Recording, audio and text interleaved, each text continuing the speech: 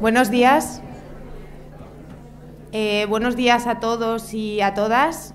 Primero quería darles a todos ustedes las gracias por asistir a estas jornadas del Grupo Sarco-Habitae de intervención en trastornos de conducta.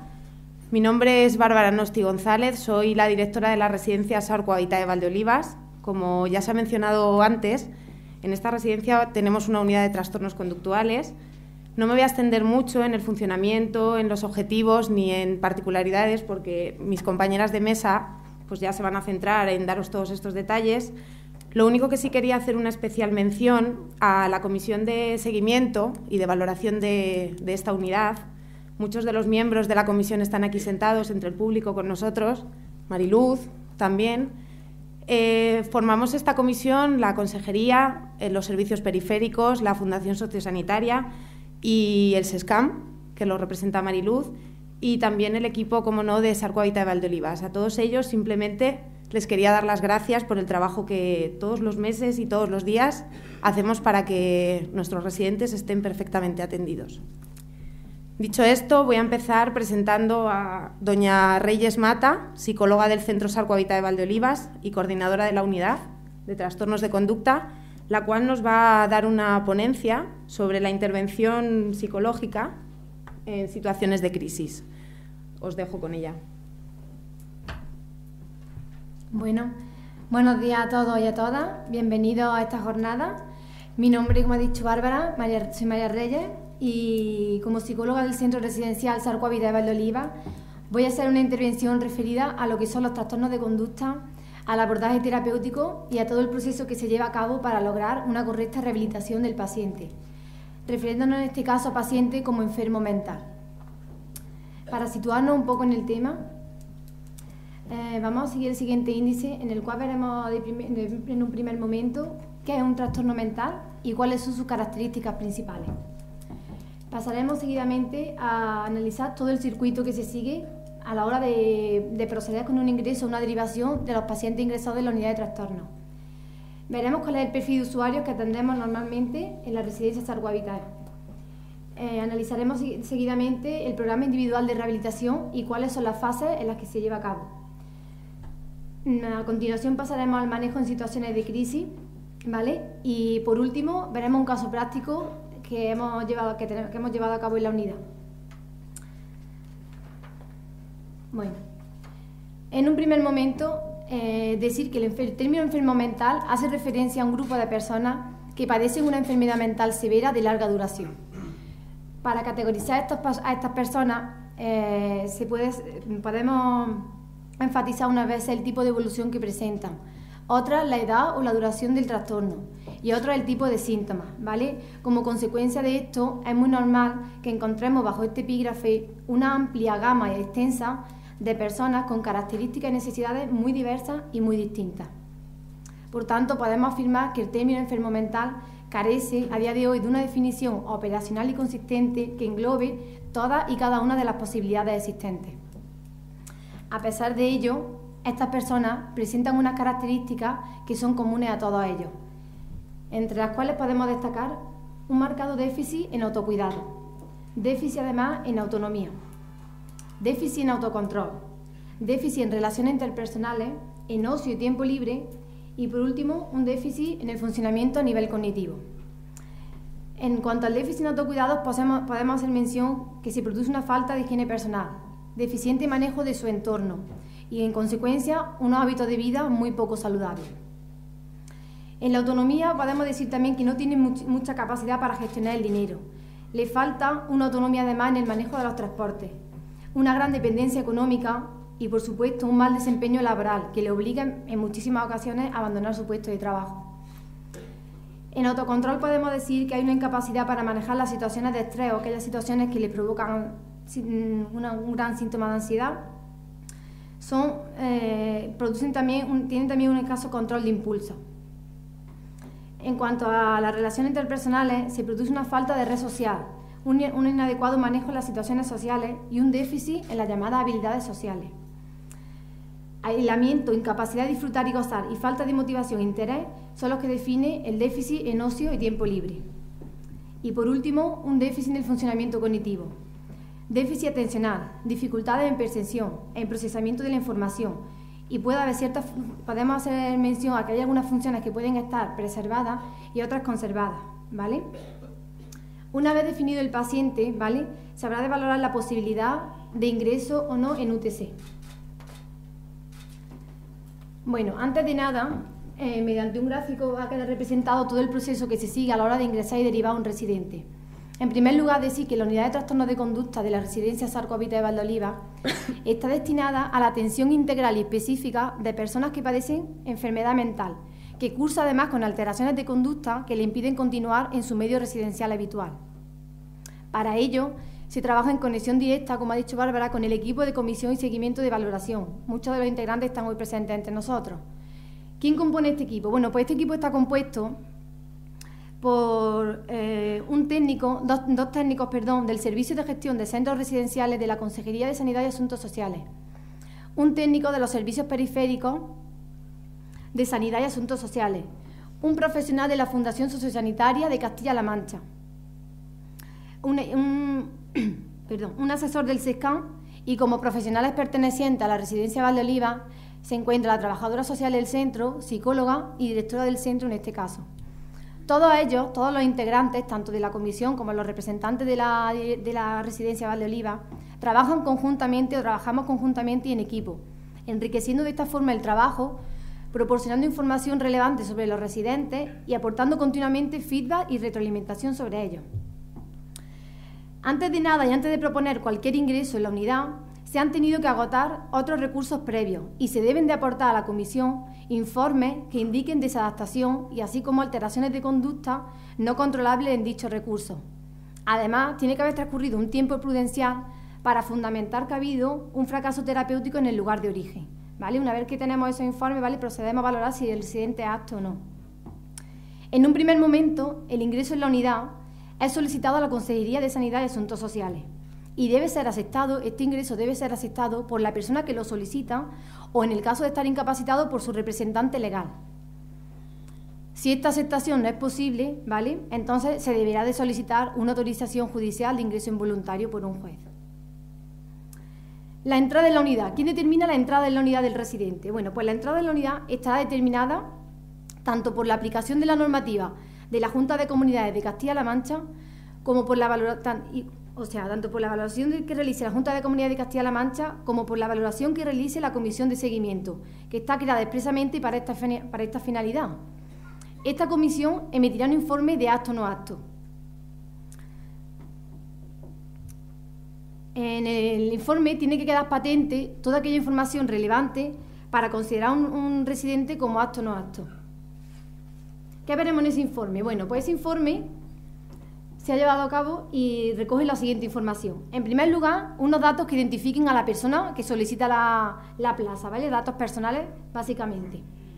En segundo lugar, fuente de derivación, de dónde procede. Si es de un ámbito familiar, social, de otra plaza de red pública, ¿de dónde procede esta persona? ¿Cuál es el motivo de la derivación? ¿Por qué? ¿Por qué se propone que esta persona ingrese en la unidad de trastornos? Tiene que quedar, como hemos dicho anteriormente, muy justificado. Posteriormente, ¿qué intervenciones previas se han llevado a cabo con este residente? ¿Qué se ha trabajado con él? Datos psicogeriátricos, perfil psicopatológico. Y en el perfil psicopatológico se tiene que hacer bastante hincapié en saber cuál es la sintomatología actual que presenta la persona, cuál ha sido la evolución de los síntomas desde el comienzo de la enfermedad hasta el momento actual, si presenta o no algún tipo de deterioro a nivel cognitivo, cuáles son sus rasgos de personalidad y si la persona tiene algún tipo de conciencia de enfermedad o no, es decir, conciencia de la problemática que presenta. Debe recoger además el informe aquellos tratamientos e intervenciones no farmacológicas que se han llevado a cabo con él. Y por último, la decisión final que el equipo derivante ha tomado con esa persona. Los ingresos en la unidad pueden provenir tanto de otros centros de la red pública como de otros ámbitos, bien sea familiar, social, etcétera, ¿vale? Y una vez que el residente se considera apto y ingresa en la unidad, se le proporciona una atención integral y específica, con objeto de mantener sus capacidades residuales, funcionales y cognitivas, y con el único fin de mejorar su calidad de vida y de mejorar la calidad de vida del paciente. Una vez que ingresa, se lleva a cabo la elaboración del programa individual de rehabilitación, que lo veremos a continuación, ¿vale? Bueno, además de todo esto, desde el Centro Sarcohabitat de Valdoliva, para tener una correcta valoración y seguimiento del residente, se llevan a cabo de manera periódica, más concretamente cada 2 meses, reuniones formadas por el equipo interdisciplinar. En este caso, los profesionales que lo conforman son médicos, enfermería, psicólogo, coordinador de enfermería, terapeuta ocupacional, trabajadora social, monitora de tiempo libre y fisioterapeuta. En esas reuniones se establece o se modifica el programa individual de rehabilitación. Se revisa además el cumplimiento de objetivos y se establecen objetivos nuevos si procede. ¿Sí? Por tanto, y a modo de resumen para que sepamos cuál es todo el proceso que se sigue. Se solicita una plaza a la consejería. Se valora la entrada por la comisión. Y en el caso de que se considere apto, la persona ingresa en la unidad. ¿Vale? Una vez que ingresa, se elabora, como hemos dicho, el programa individual de rehabilitación y se sigue un abordaje terapéutico continuado. Y transcurrido un tiempo, se valora la posibilidad de estancia temporal o cronificada. ¿De qué dependerá ello? ¿De qué dependerá de que un residente permanezca en la unidad de manera indefinida o de que pueda volver a su lugar de origen? Pues dependerá de si se ha producido alguna estabilidad terapéutica o no. Dependerá de la evolución de su patología y de la erradicación total o parcial de las conductas disruptivas. La salida del residente de la unidad se podrá efectuar cuando la Comisión de Valoración y Seguimiento lo autorice a propuesta del equipo Inter, que es el que atiende normalmente la unidad. Con carácter general, las personas que salgan de la unidad permanecerán en el propio centro, salvo cuando se determine un traslado a otro centro porque se considere que es un recurso más idóneo. ¿Sí? Bueno, a continuación pasaremos a ver lo que es el perfil de usuarios que atiende la unidad, ¿vale? Que todo ello queda representado en una gráfica y lo iré explicando paso a paso. En la primera tenemos el total de ingresos que se ha producido desde el año 2009 hasta el actual, ¿vale? Como podemos comprobar, en el año 2009 tenemos un total de ingresos, un total de 3 ingresos, de los cuales 2 eran hombres y 1 era una mujer. En el año 2010 se produjo una mayor cantidad de ingresos con un total de 17, de los cuales 11 eran hombres y 6 eran mujeres. En el 2011, un total de 10 personas ingresadas, tenemos 3 mujeres y 7 hombres. Y en el año actual hemos tenido un total de 3 ingresos, los cuales los 3 han sido hombres. Bueno, a continuación, en esta sectora de diagrama, lo que queda representado es las personas que han ingresado también por año, pero haciendo diferenciación entre las edades, ¿vale? En el año 2009 tenemos con personas de 50 a 60 años y más de 90 no se produjo ningún ingreso. De 80 a 90 años tenemos un 33%, al igual que de 60 a 70 y de 70 a 80. En el año 2010 tenemos un total de personas de 50 a 60 años, un 12%. Representando personas de 80 a 90, otro 12%. De 60 a 70, que es el que más abarca, un 53%. Más de 90, el 6%. Y de 70 a 80, el 17%. Como veréis, los rangos de edad son muy distintos.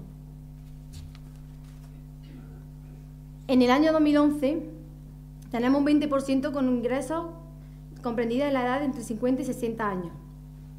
Entre 80 y 90 tenemos un 30% de los residentes. De 60 a 70, un 40%. Más de 90 no se produjo ningún ingreso y de 70 a 80 años, el 10% restante. Y en el año actual, las personas que han ingresado tienen edades comprendidas entre los 50 y 60 años, como hemos dicho anteriormente, se han producido 3 ingresos, ¿vale? Pues uno de ellos entre 50 y 60 años, otro entre 80 y 90 y otro entre 60 y 70, ¿vale? Del resto de edades no se ha producido ningún ingreso. Y en esta gráfica lo que se nos representa son las patologías más frecuentes que tenemos allí en la unidad, ¿vale? En primer lugar, con un 21% y coincidiendo con otra de las porciones, tenemos trastorno paranoide y esquizofrenia residual, con un porcentaje de un 21%. Seguidamente, deterioro cognitivo con trastorno de conducta, con un 12%. Trastorno de la personalidad y control de impulsos, un 6%. Demencia frontotemporal, otro 6%. Y trastorno de ansiedad generalizada, vuelve a coincidir, 6%. En la porción que indica otros, ¿vale? Son otras patologías que también tenemos en la unidad, pero con menor incidencia, ¿vale? Entre las que se incluyen, por ejemplo, demencia tipo Korsakoff, trastorno bipolar, trastorno de la conducta infrasocial, retraso mental con trastorno de conducta, trastorno de la personalidad y trastorno esquizoafectivo. Un total, como podéis observar, de 15 patologías representadas según su incidencia.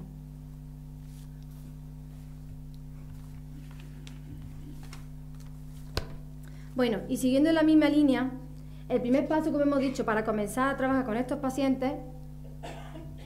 Ay, perdón, nos queda un gráfico, perdón.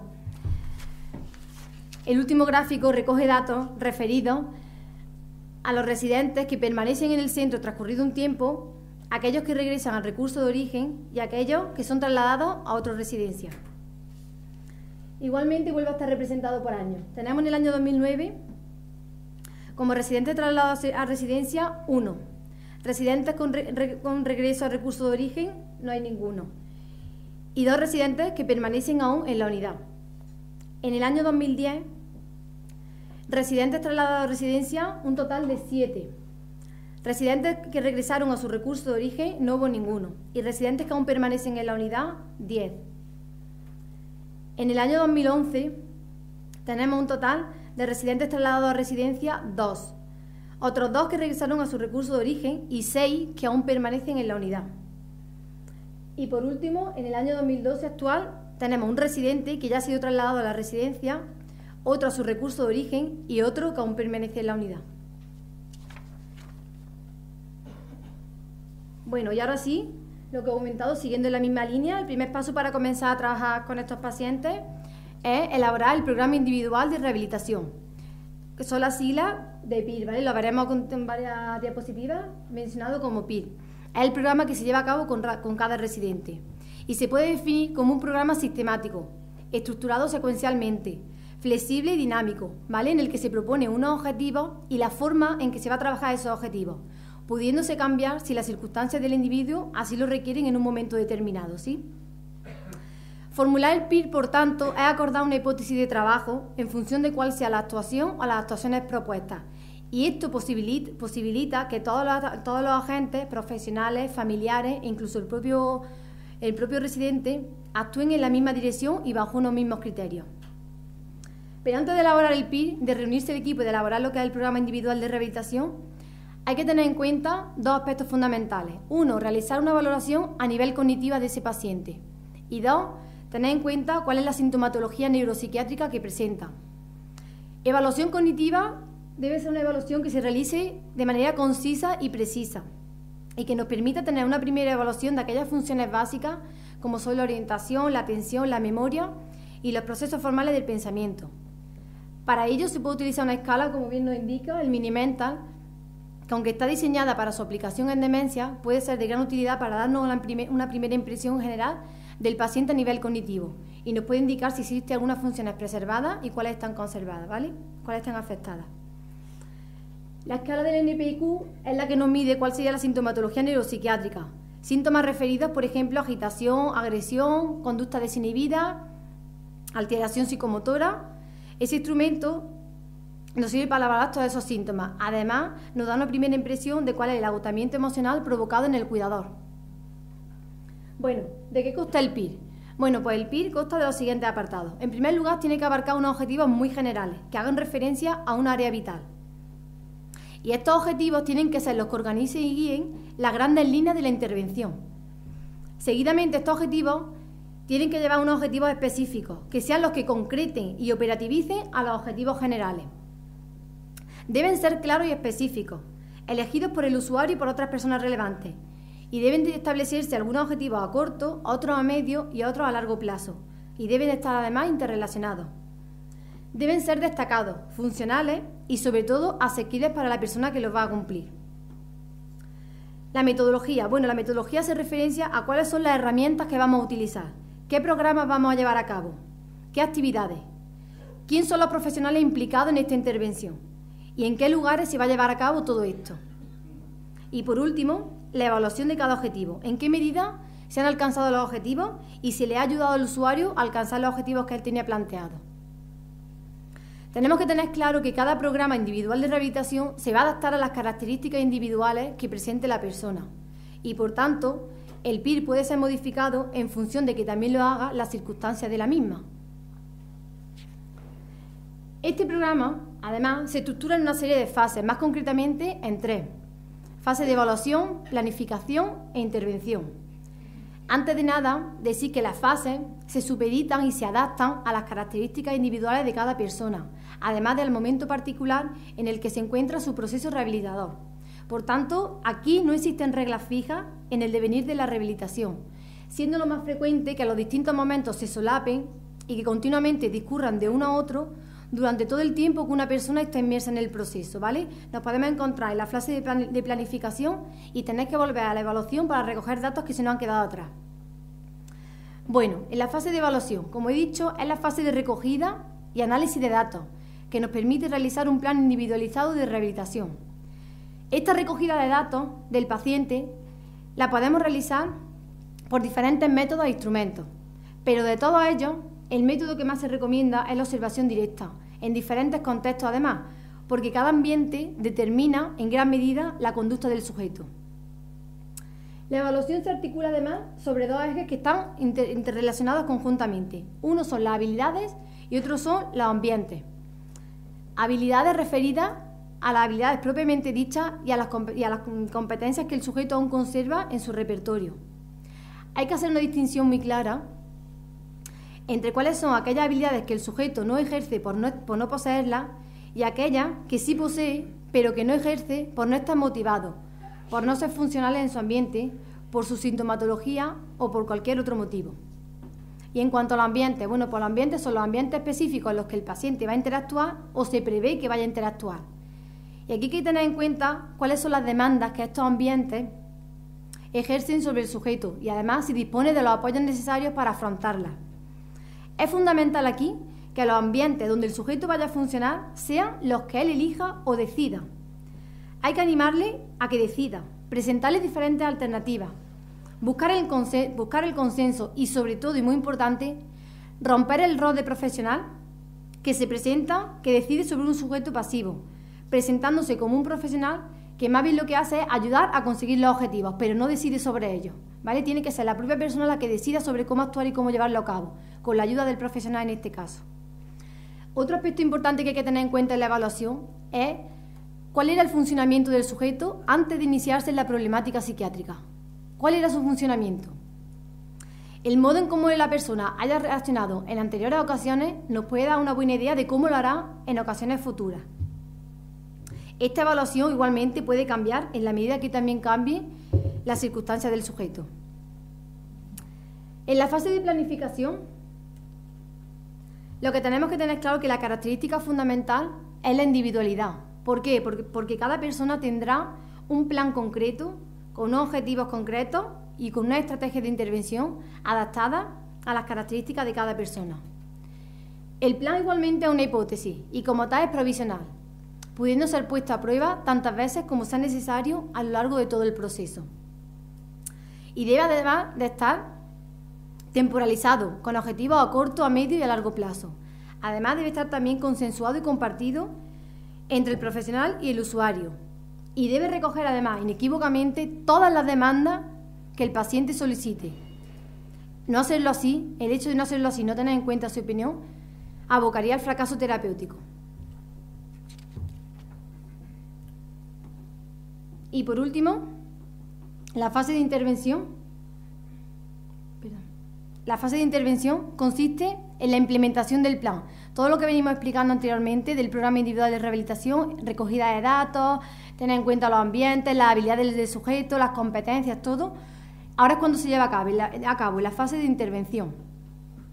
El entrenamiento en habilidades en función de que las posea o no se puede hacer por dos procedimientos, bien enseñándolas directamente o bien programando paso a paso su uso en un ambiente concreto.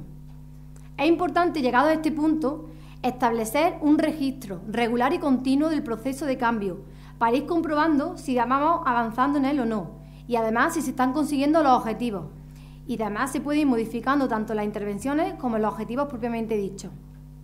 Una vez que estos se han cumplido, es necesario dedicar un tiempo al seguimiento de estos con el fin de comprobar si los beneficios alcanzados tras la intervención se mantienen.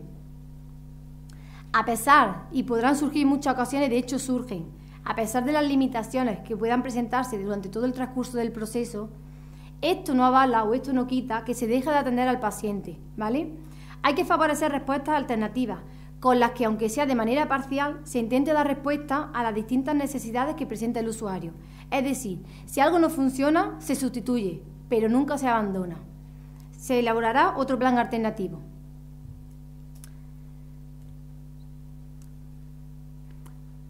Bueno, durante todo el proceso que se lleva a cabo con el residente pueden surgir muchos momentos o situaciones de crisis que debemos abordar de la mejor manera posible.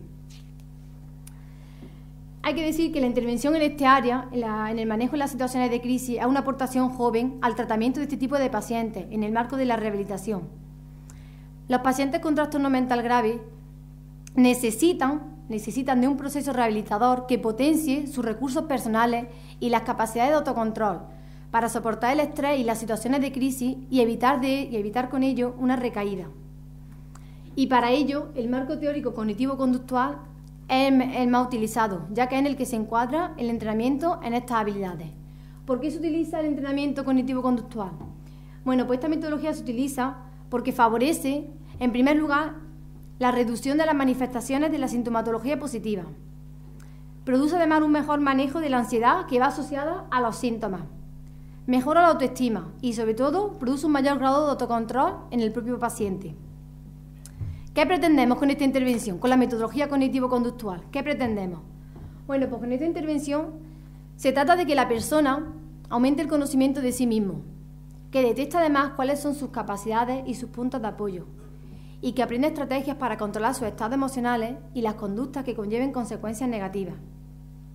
La idea es que el paciente aprenda o sepa que puede hacer algo efectivo para sentirse mejor.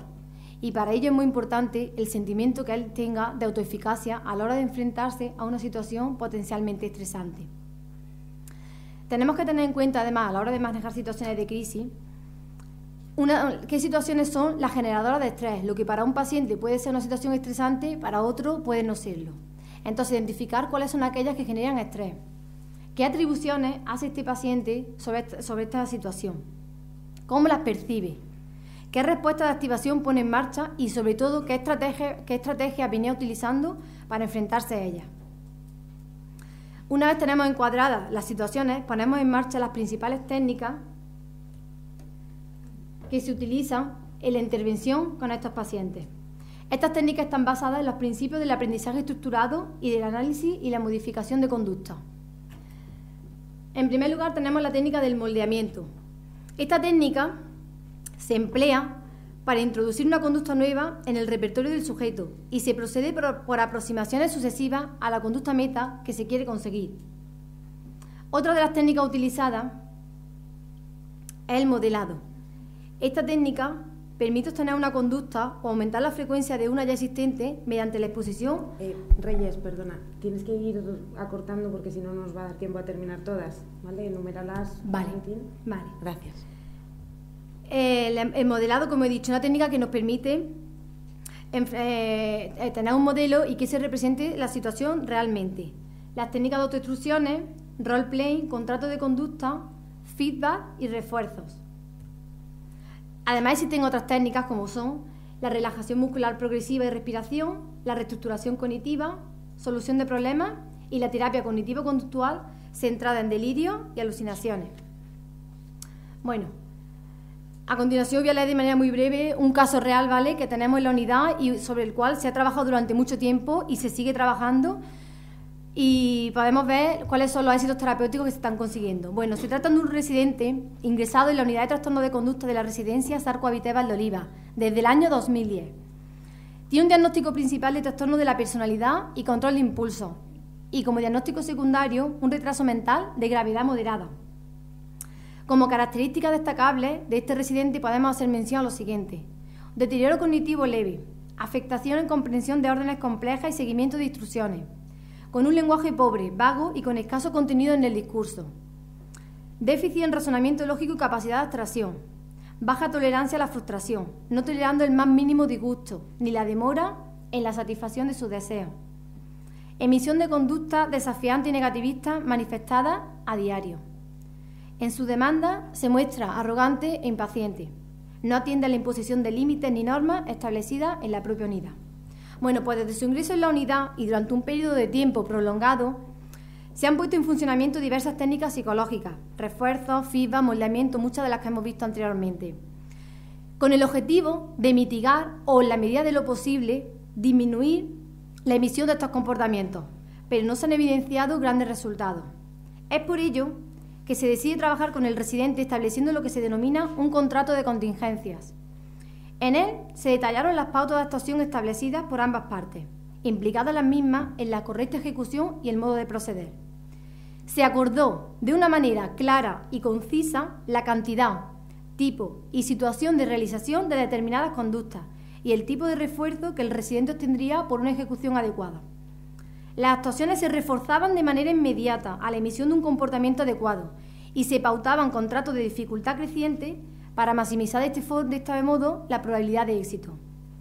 El objetivo de todo ello no era otro que conseguir en un primer momento no utilizar el castigo para modificar comportamientos, sino más bien reforzar la emisión de conductas apropiadas y correctas llevadas a cabo en el centro. Tras un largo periodo trabajando con el residente, se han objetivado ciertos éxitos terapéuticos que quedan patentes de la siguiente manera. Se fomenta la autonomía y la independencia del residente. Se le hace partícipe en la mayoría de las actividades y gestiones de la vida diaria, dejando claro su forma de proceder. Se le instiga a que sea él mismo quien decida sobre su comportamiento, quedando justificado en todo momento.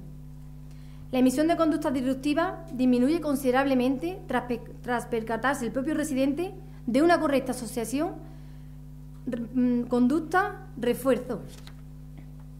Goza de más libertad e independencia en su acto, ¿vale? Como queda claro, el trabajo diario con los pacientes se consigue objetivos a muy corto plazo y muy pequeños, pero por muy pequeño que sea, siempre es un reto y un éxito terapéutico. Y para terminar, decir que los residentes son personas que escuchan y saben atender a todo aquello que se les propone, porque tienen claro que una vida autónoma, correcta en cuanto a comportamiento se refiere y encauzada bajo unas mínimas indicaciones, es lo que le permitirá regresar a su lugar de origen y proporcionarle su verdadera felicidad. Una frase también bastante buena de la Madre Teresa de Calcuta que nos dice: a veces sentimos que lo que hacemos es tan solo una gota en el mar, pero el mar sería menos si le faltara esa gota. Y por último, para finalizar, una imagen de algunos de los residentes que tenemos a día de hoy ingresados en la unidad. Nada más y muchas gracias por vuestra atención.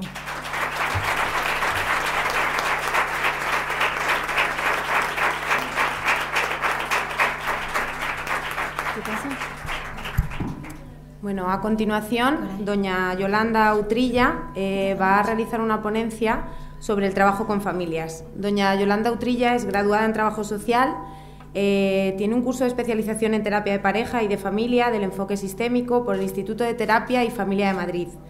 Desde enero del año 1991 es funcionaria de la Junta de Comunidades de Castilla-La Mancha, desempeñando su labor en un principio en la residencia de Barber, aquí en Toledo, y como técnica en un principio y como jefa de sección del Servicio de Gestión de Centros Residenciales de la Junta en la actualidad. Cuando quieras, Yolanda, puedes empezar.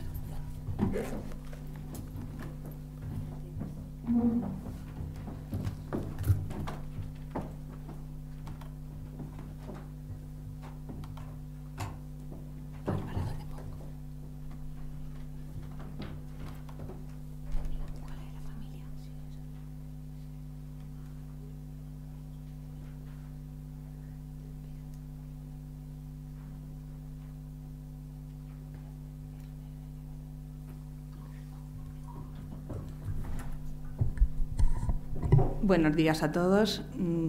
Bueno, voy a hablar del papel que juegan las familias en la residencia, más que nada basado en toda la experiencia profesional que he tenido de 12 años en una residencia para mayores. Empiezo con una frase de Hipócrates, padre de la medicina y por tanto padre de muchas de las ciencias sociales, en la que decía: cuando visites a un enfermo no te olvides de tomar en cuenta a su familia y a su entorno. Los datos, para empezar a darnos una idea sobre la población que tenemos en Castilla-La Mancha, diré que la edad media de ingreso a la residencia es para las mujeres 82,70, para los hombres 79,96. Estamos hablando de una población de unos 80 años, que en España, en Castilla-La Mancha supone el 5,9% y en España el 5,9%, lo que habla del envejecimiento, de la tasa de envejecimiento de Castilla-La Mancha por encima de la media de España, y que tenemos unas personas en situación de dependencia el 2,6% de la población total, cuando la de España está en 1,8%.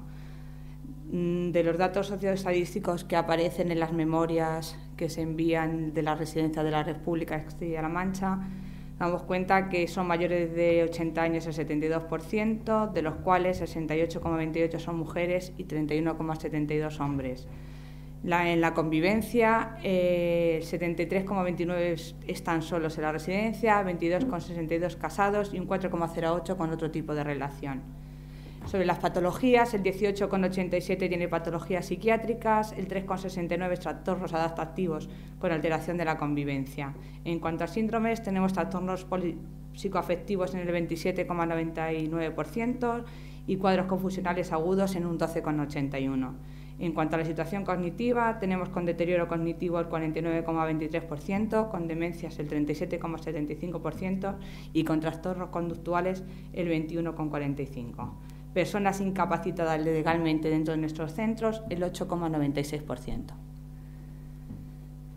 Con todos estos datos, ahora vamos a ver cuál es la importancia que tiene la familia. La importancia que tiene la familia viene dado por hablando de trastorno de conducta, venimos hablando por un lado de la Declaración Europea de Salud Mental de Helsinki del 2005 y por otro lado de la Carta Modelo de Servicios Sociales de la Residencia para Personas Mayores que tenemos en la Junta de Comunidades. En ambas se habla y queda claro y patente la importancia que tiene la familia en los cuidados. En la Declaración de Helsinki, el anciano nos lo pone como persona en situación de riesgo. En las prioridades, rechazar colectivamente los estigmas, la discriminación y la desigualdad, capacitando y apoyando a las personas con problemas de salud mental y a sus familias, por su activa implicación en todo el proceso. Y en cuanto a responsabilidades, elección o implicación en su autocuidado y activa implicación de los familiares y cuidadores en los programas de atención. En cuanto a la Carta de Servicios de la Residencia, las cartas marcos, tenemos como objetivos prestar cuidado sociosanitario y de rehabilitación mediante una atención integral, personalizada, con un trato digno, respetando la voluntad de las personas usuarias o sus familiares, y servir de apoyo a los familiares de las personas usuarias. Como compromiso de calidad, establecemos las personas usuarias y sus familias participarán en el funcionamiento de las residencias a través de los órganos de participación. Que una persona ingrese en una residencia está derivada de unos motivos que se pueden diferenciar entre si el cuidado antes de entrar en la residencia recae en el cónyuge o pareja o si el cuidado recae en otro familiar. Si el cuidado recae en el cónyuge o pareja, el motivo de ingreso a la residencia es el fallecimiento o empeoramiento del cónyuge, pareja o conviviente con el cuidador. Si el cuidado en contra está recayendo en otro familiar, se habla de la dificultad para el cuidado control por falta del tiempo, enfermedad o agotamiento físico o psíquico del cuidador y aspectos emotivos que afectan al núcleo familiar frente al deterioro del anciano, u otros aspectos económicos de otra naturaleza y muchas veces no confesables.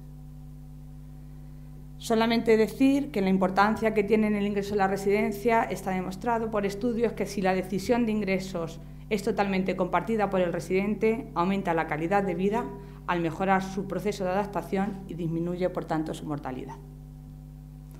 Los tipos de familias. Pues dentro de los tipos de familias tendremos familias que se adaptan mejor al ingreso y otro tipo de familias que constituyen ellas mismas un problema para el equipo interdisciplinar del centro. Entre estas familias caben destacar las que no aceptan los planes de cuidados y siempre están en la actitud hostil, los que no conocen lo suficiente a sus padres, sus visitas son esporádicas y no colaboran en la atención, los que abandonan a sus padres en la residencia y desaparecen y solo aparecen para controlar, contemplar y criticar la mala atención que se dispensa al residente, y los que exageran la frecuencia de las visitas supervisando a los profesionales y a la atención. La mayoría de estas conductas más conflictivas con las que nos encontramos en los centros vienen debidas a hostilidades que el propio residente ha generado con su familia por el comportamiento pasado, no hay que olvidar que tienen un pasado también, y muchísimas veces, la mayoría de las veces, por sentimientos de culpa. Pues ahí es donde tenemos que intervenir en nuestro trabajo con las residencias. Tenemos que tener en cuenta que cuando una persona entra en el centro, ingresa en un centro, entra ella, su historia y su familia. Por tanto, toda nuestra atención y toda nuestra intervención tiene que ir basada en estos tres fases. Luego, la intervención, ya está claro que no debe ir solo dirigida a los residentes, sino que la intervención tiene que ir dirigida a toda la familia. En tanto, la intervención a la familia tiene que variar dependiendo de la fase en la que nos encontremos. En la fase de ingreso se debe informar sobre el funcionamiento del centro, incidir sobre la importancia de la familia en el centro y su necesaria colaboración, la recogida de información del residente con las relaciones, colaboración, sentimiento y respuestas a sus dudas. Se trata de dar la mayor seguridad a las residencias, a los familiares en su ingreso, antes de su ingreso, cuando han tomado la decisión.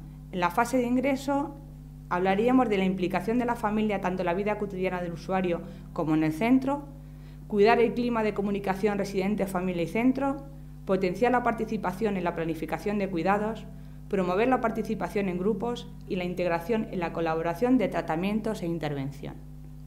En cuanto a la fase de valoración, analizar la situación y clasificación, riesgos existentes, niveles de relación deseados y los mejores canales para la comunicación. Siempre tenemos que buscarnos un aliado o el que sepamos qué persona está más dispuesto a participar en los cuidados.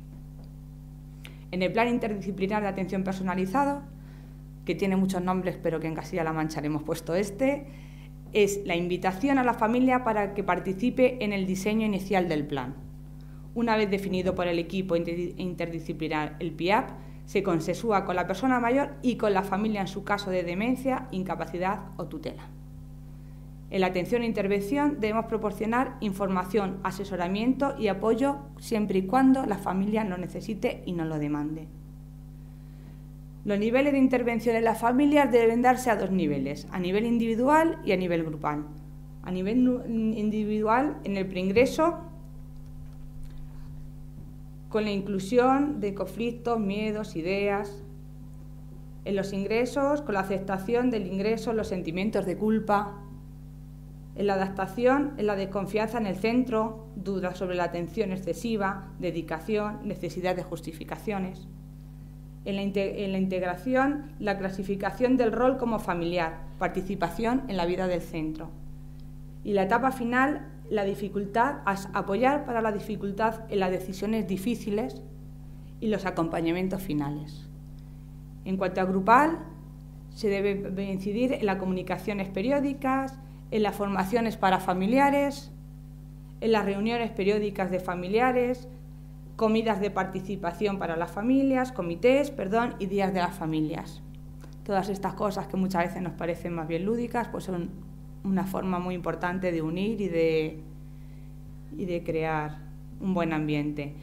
Por tanto, el trabajo con familias debe incluir las siguientes características: reconocer y aceptar la diversidad de las familias, planificar actividades que fortalezcan los lazos entre residentes y familiares, valorar las necesidades de apoyo a las familias, apoyar emocionalmente a las familias e informar a las familias acerca de la residencia, las necesidades de sus familiares y los servicios y cuidados que suministramos.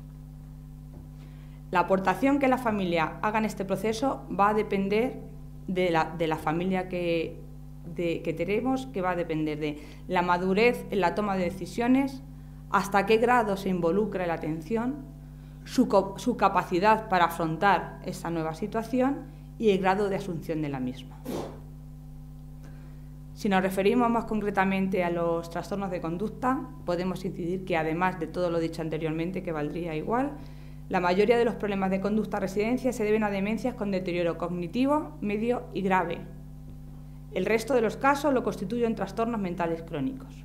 Cuando estos problemas de comportamiento crean graves problemas de convivencia en los centros, la necesidad de crear unidades de trastorno de conducta.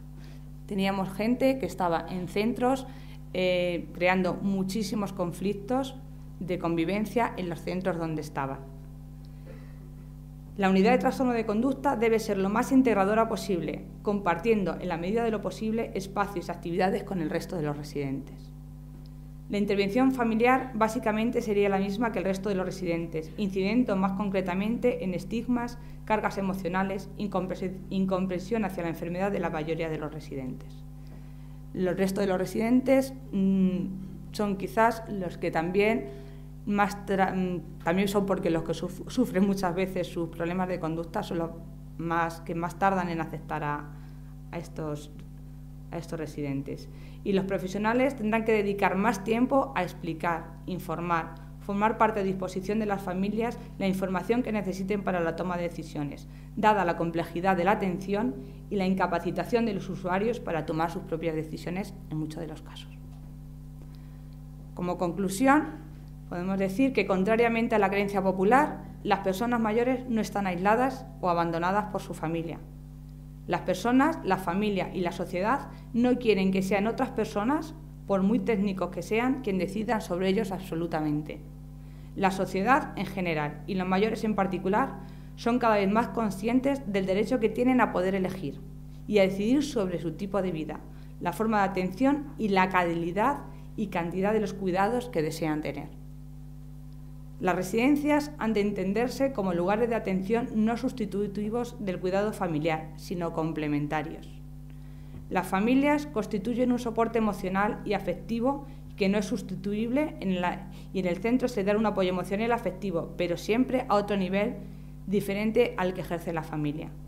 La familia constituye en sí mismo un objeto de atención. La atención debe estar basada en un modelo biopsicosocial que opte de forma explícita por la integración de la familia en el equipo de cuidados, que se deben traducir en protocolos o acciones concretas y evaluables. La metodología de trabajo debe ser interdisciplinar. Los equipos interdisciplinares necesarios para dar una atención integral y global a los mayores requieren de una mayor especialización, especialmente para la atención a problemas de conducta. Y por último, la integración de los familiares en la vida del centro supone un reto para las residencias.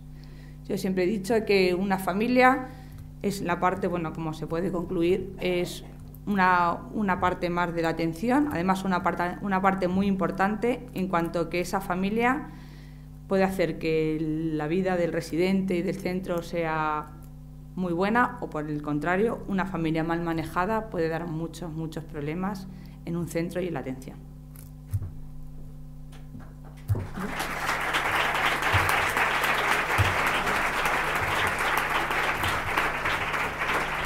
Gracias, Yolanda.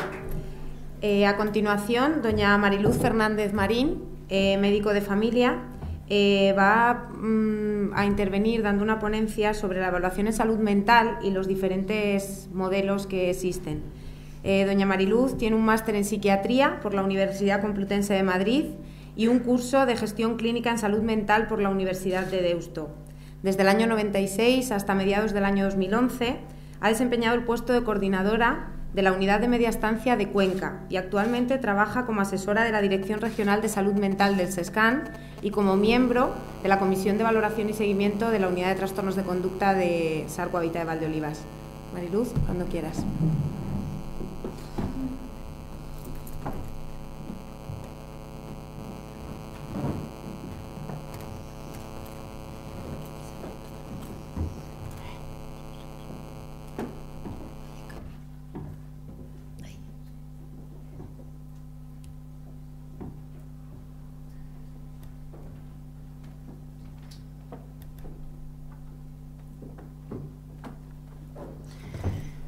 Bueno, en primer lugar, buenos días.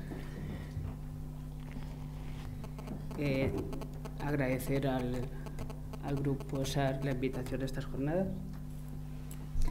Y yo no sé, traigo aquí una ponencia, es un poco pupurri, no sé. No sé si... me imagino que interesará.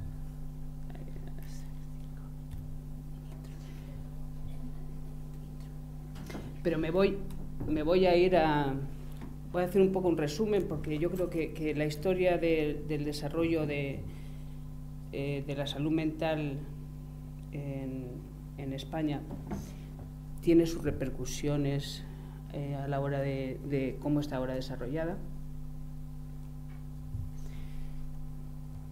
Las personas con trastorno mental han sufrido una larga historia de marginación. Esto es una lacra que a pesar de los años que estamos, todavía tenemos que tener ahí nuestras prevenciones con el sistema. Hasta hace pocas décadas el principal modelo de atención se organizaba en torno al internamiento durante largos periodos de tiempo, incluso de por vida, en instituciones psiquiátricas o manicomios caracterizados por ser centros que estaban situados lejos del núcleo urbano, ser centros de gran tamaño, ofrecer una atención asilar y custodial, ofrecer una atención psiquiátrica deficitaria y darse unas condiciones de vida que eran claramente inadecuadas, con masificación, falta de intimidad y despersonalización. Consecuencias del modelo hacia el paciente, pues el deterioro personal, la marginación, el aislamiento social y la cronificación. Ya tenían toda la sintomatología y todo lo que les hacía falta para no salir de ahí, ¿no? A nivel de la población, este modelo, pues lo que produjo fue un rechazo, un miedo, un desconocimiento y una desconfianza que quizá al día de hoy todavía perdura. Mejoría y cambio en las últimas décadas. Factores que han influido pues han sido el desarrollo de nuevas formas de tratamiento a nivel farmacológico, se han descubierto nuevos fármacos que tienen menos efectos secundarios, y a nivel psicosocial, como bien ha dicho Reyes, pues también hemos evolucionado. Movimientos de lucha por los derechos, cambios culturales y la reforma psiquiátrica en los años 80, el desarrollo de un nuevo modelo de atención basado en la comunidad.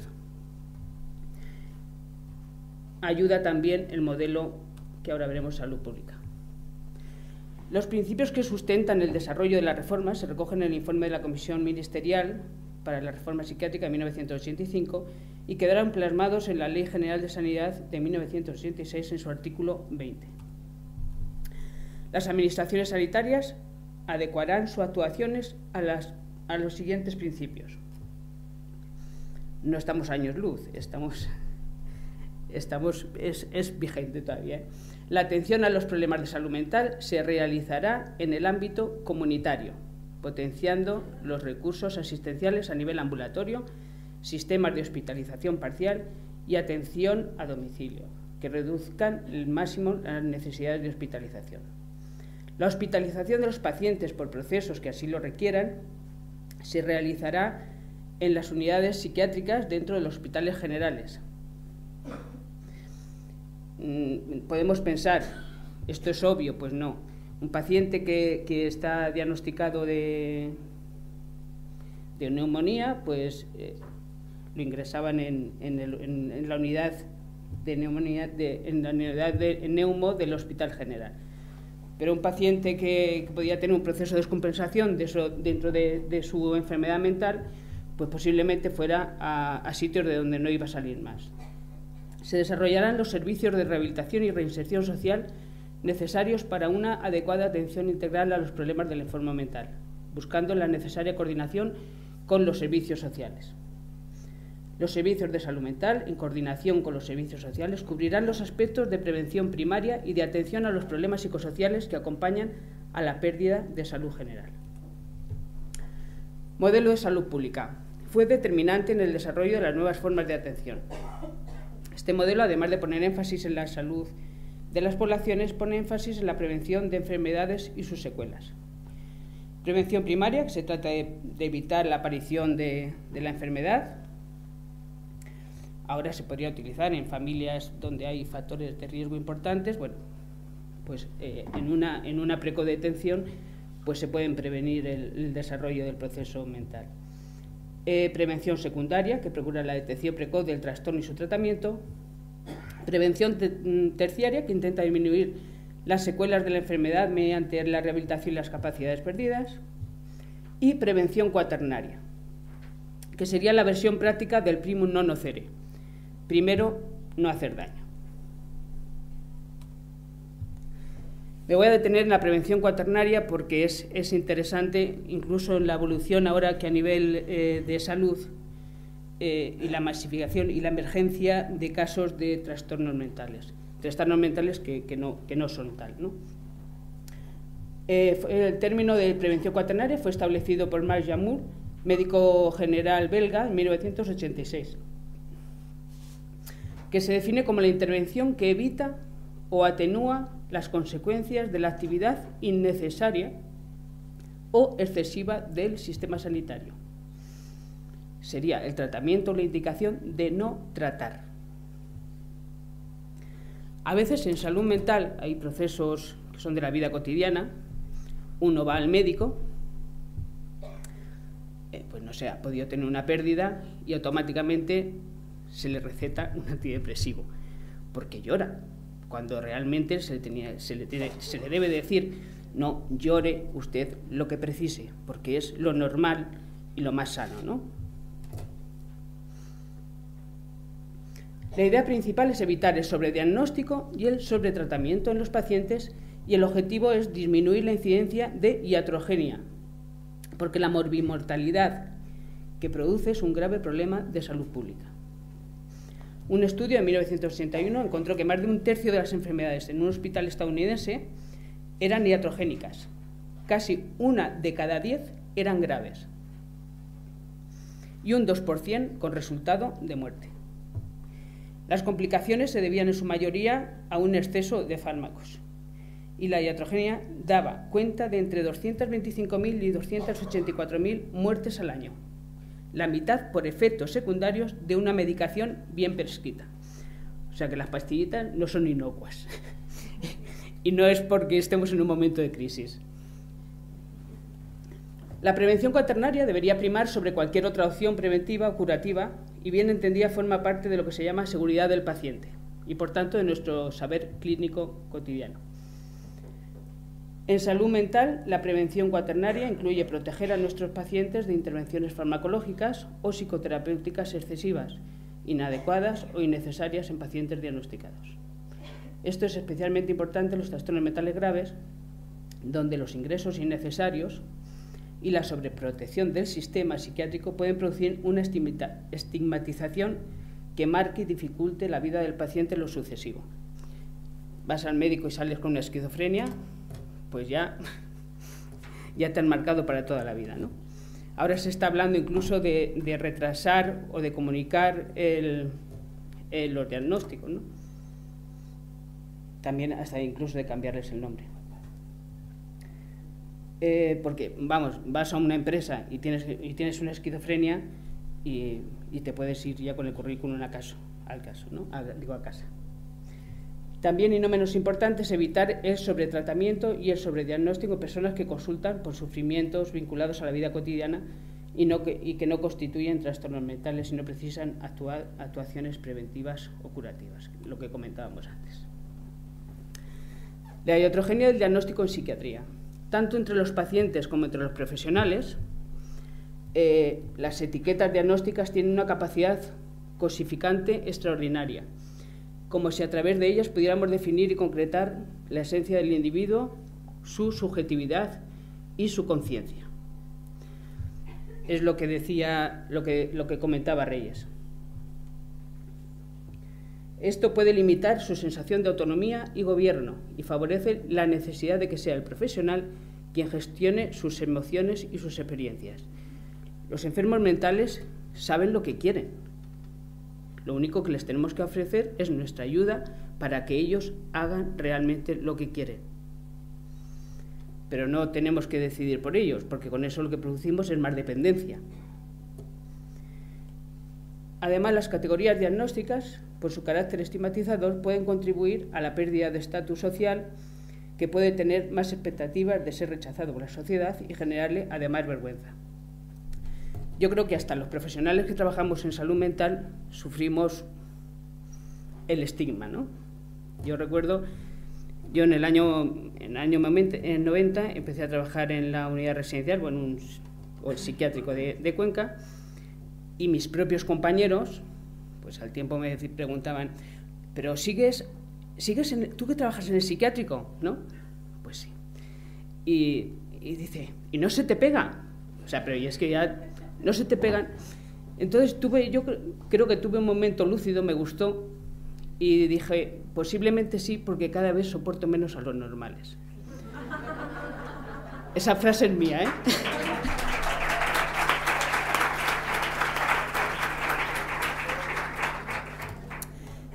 Pasamos también de la terapia moral al recovery o recuperación de la enfermedad. Los inicios de la rehabilitación se pueden cifrar en la introducción de la terapia moral en los psiquiátricos a principios del siglo XIX. Esta consistía en un conjunto de técnicas que pretendían que el enfermo recuperara el control racional de su conducta a través de la participación de diversas actividades, juegos, trabajo, en un medio estructurado y de la relación que establecía entre el psiquiatra y el paciente. Pero bueno, mero entretenimiento. Ahora vamos hacia el concepto de recovery o recuperación. El concepto de recuperación no solo va más allá de la reintegración de forma estable de las personas con trastorno mental grave en su entorno familiar y social, sino también que mejora su calidad de vida y grado de satisfacción sin que se produzca un empeoramiento clínico, permitiéndoles la esencia de lo que es la recuperación, ¿no? Recuperar su proyecto de vida, sus ilusiones. En ese caminar hacia la recuperación, el SESCAN, con un, no sé si exceso de valentía, se ha planteado como objetivo para el 2012 la implantación del trastorno mental grave y de la intervención en primeros episodios psicóticos, ambos procesos asistenciales integrados de salud mental en Castilla-La Mancha. Los procesos asistenciales pueden ser entendidos como entidades organizativas que engloban funcionalmente todos los elementos asistenciales. La enfermedad mental en sí, pues, requiere de una coordinación a muchos niveles, ¿no? Desde lo judicial hasta lo educacional, desde lo social hasta lo médico, estrictamente médico. La misión es la de mejorar la efectividad y eficiencia del conjunto de la organización para adecuarla a las expectativas y necesidades de los usuarios. Son las necesidades de los pacientes las que configuran el centro del proceso. Yo, sin que el Grupo SAR me haya indicado nada, yo soy una defensora del sistema público, pero también pertenezco a la comisión del Grupo SAR de la residencia y debo decir que me encuentro muy a gusto porque el centro de actuación es el paciente. Yo creo que han cogido la línea por la que nunca se van a equivocar. No hay, aparentemente, dentro de la comisión, cuando estamos hablando, siempre está el paciente. Siempre se intenta, en cualquier movimiento que se propone, favorecer al paciente, ¿no? Y eso les da un cierto caché. Estrategias para lograr esta misión.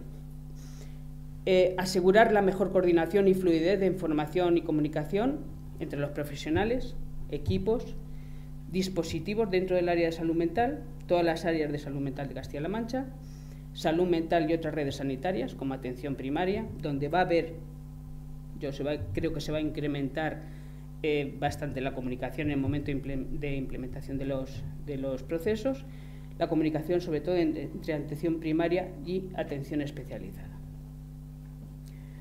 Salud mental y otras redes no sanitarias, como servicios sociales, educación y justicia. Yo creo que en la atención primaria, no sé si es por la historia misma de la misma psiquiatría, cuando en la formación MIR, por ejemplo, en psiquiatría yo creo que se dedica bastante poco tiempo a lo que es la parte de psiquiatría, ¿no? Y cosas como cardiología, otras especialidades de medicina que en medicina de familia pues se resuelven perfectamente, parece ser que la salud mental no acabamos de. Es como si perteneciese solo a los especialistas, ¿no? Incluso los síndromes, el síndrome metabólico que se deriva de la utilización de fármacos psiquiátricos, pues tampoco se deriva a primaria. Entonces ahora lo que sí que se va a intentar es que haya una mayor comunicación y que primaria se haga un poco más, quiera manejar. Yo creo que sí que sabe, pero que esté a favor de manejar más a los pacientes psiquiátricos. Crear y potenciar espacios de análisis interdisciplinar para asegurar el más complejo análisis de la situación. Definir y desarrollar funciones y actividades asistenciales que permitan monitorizar el paso del paciente por el proceso asistencial. Un subproceso asistencial lo podía constituir, por ejemplo, la unidad de trastornos de conducta, ¿no? En el mismo proceso, si un paciente entra en el proceso de trastorno mental grave y llega un momento que tiene una edad, está en su domicilio o está en una residencia de ancianos y presenta alteraciones de conducta, pues puede ser un subproceso el paso por una unidad de trastornos de conducta. Generar un marco que proporcione un abordaje amplio de los problemas del paciente, incorporando perspectivas que tengan que ver con sus condiciones y estilo de vida. No podemos olvidarnos del pasado del paciente y de su cultura. Orientar las tareas asistenciales y terapéuticas para que se adapten a las recomendaciones basadas en la evidencia científica y consenso profesional. Impulsar condiciones que permitan que el trabajo individual se enriquezca con el trabajo en equipo y el consenso. Dentro de los procesos, destacar el desarrollo del programa de gestión de casos, que también, bueno, ya se está en ello. Tenemos un calendario desde el SESCAN vamos de carrerilla, ¿no? Entonces, se va a llevar a cabo con pacientes de alto riesgo, con historias de ingresos de hospitalarios frecuentes y difícil vinculación a los servicios sanitarios habituales. Su puesta en marcha nos va a asegurar una continuidad de cuidados con vistas a incrementar la vinculación a los servicios y el cumplimiento terapéutico. Es algo, la gestión de casos es algo que es importante, ¿no? No sé, en las unidades de media estancia pues hay pacientes que ingresan graves, que se recuperan al 90% de sus posibilidades, pero luego vuelven al medio y, a no ser que les hayas buscado trabajo, algunos salían con trabajo y novia incluso, pues tienes que hacerles un seguimiento para que no abandonen el tratamiento, para que se tengan un nivel de relación adecuado en la comunidad y para prevenir todos los riesgos de los que son más susceptibles que el resto de la población. Los profesionales tipos para desarrollar esta gestión son enfermería, trabajadores sociales y terapeutas ocupacionales. En cuanto a la intensidad y tareas a desempeñar, se han descrito como 3 niveles, ¿no? Y de ellos va a depender pues también el ratio de personal por pacientes. Van desde personas que a lo mejor con una llamada tienen un desenvolvimiento a nivel social y familiar adecuado, y con una llamada para confirmar que han estado en la consulta o que han acudido a los lugares que tenían indicados, pues alguna llamada va a ser suficiente, y en otros se tendrá que proceder a un acompañamiento más intensivo. Y luego estamos con la salud mental, la salud física y la atención primaria, que también estamos ahora desarrollando el proceso bueno, sería trastorno mental leve. A mí no me gusta el trastorno mental leve porque sí el grave, pero el leve es un poco, puede convertirse en grave, ¿no? Entonces, bueno, lo que es ansiedad, depresión y somatizaciones, estamos elaborando el proceso y me imagino que a finales de año pues a lo mejor podemos ponerlo en marcha. Pero va a ser también a través de la implantación de los procesos, tanto de los elaborados como los que os comentaba ya algo, donde la comunicación hará necesaria de forma más intensa la coordinación entre salud mental y atención primaria. Juntos nos concienciaremos de la importancia y repercusiones de la morbilidad física en las personas con enfermedad mental. También que la comorbilidad es la regla y no la excepción. Y habrá que aceptar la comorbilidad como un desafío complejo que exige para su mejor atención de estrategias de atención integral dirigidas al paciente y a la comunidad.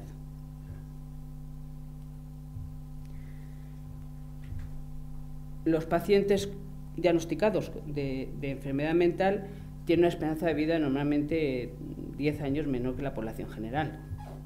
Entonces, aquí está pasando algo y habrá que intervenir, ¿no? Ver la patología física en claves de normalidad. Si hay una diabetes, me da igual que sea esquizofrénico o que sea arquitecto. Ver posibles estrategias para igualar la esperanza de vida de la persona con enfermedad mental a la población general. Y esta es una evaluación que se hizo cuando se elaboraron los procesos, pues se pasó a los profesionales de Castilla-La Mancha para que evaluaran la estrategia, ¿no? Y el grado de acuerdo era bastante alto. Se veía que la herramienta era una herramienta eficaz de gestión de salud mental. Estrategia de mejoras de la continuidad de cuidados era alta, que se facilitaba la coordinación entre atención primaria y atención especializada, facilitan la coordinación entre los dispositivos de salud mental del área, favorece la comunicación interna en los equipos de salud mental y la estrategia de mejora de la calidad asistencial en salud mental. O sea, tenemos como una aceptación para la implantación. Y nada más.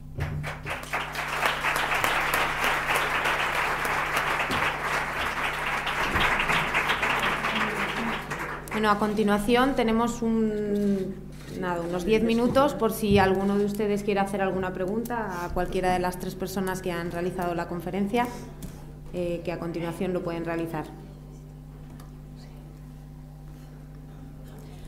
Bueno, si no hay ninguna pregunta, damos por finalizada esta mesa redonda. Yo simplemente agradecer a Yolanda, a Mariluz y a Reyes la disposición que han tenido con Sarcoavitae para formar parte de esta mesa de manejo de trastornos de conducta y nada, esperar que haya sido de su interés. Y a continuación les dejo con el doctor Manuel Franco, que va a dar una conferencia versada en las nuevas tecnologías para el deterioro cognitivo y alteración de la conducta, aplicación práctica del Gradior. Espero que sea de su interés y muchas gracias.